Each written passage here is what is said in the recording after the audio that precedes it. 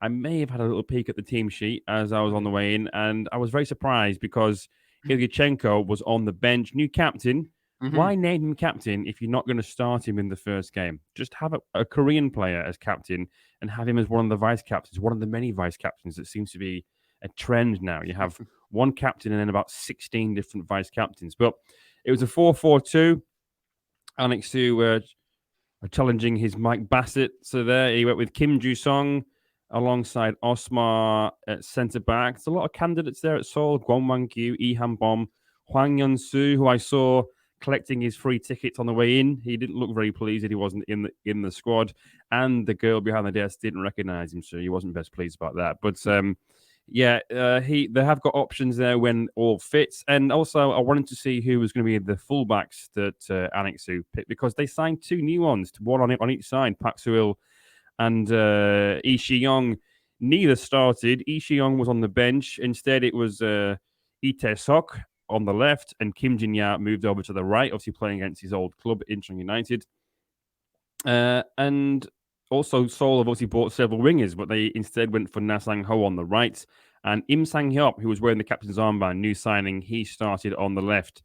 And up front with Hwang Ui-jo, it was Park Dong-jin, who was preferred to Ilyachenko. But overall, FC Seoul much more incisive and much more direct than what we saw last year. There was more urgency and drive, and they looked much more focused when they were going forward. Last year, as we know, it was a little bit aimless at times.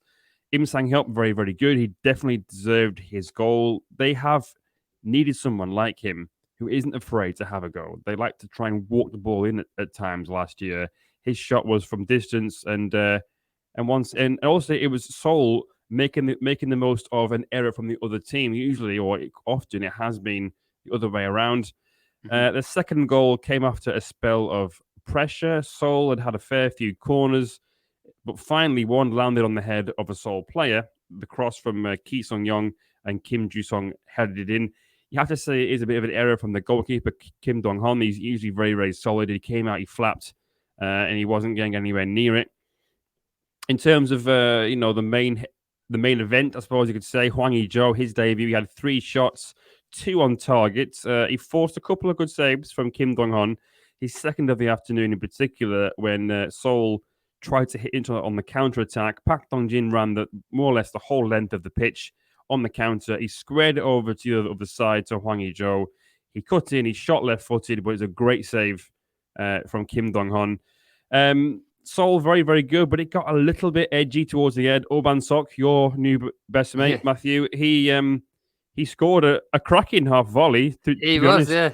He's high on confidence now. Yeah. He's achieved everything after speaking with me, and now he's just playing with absolute freedom.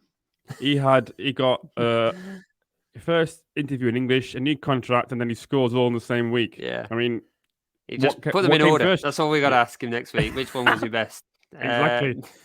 Exactly. So his late goal meant it was a nervy ending.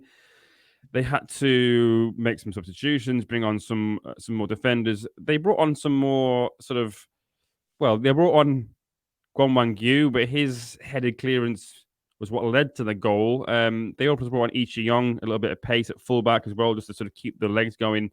In goal, Chae Chol-won obviously made his debut. He made a few saves, but none more important than the one right at the death. Delbridge had a chance from very, very close out. Great save. And that was basically the sort of last action of the game.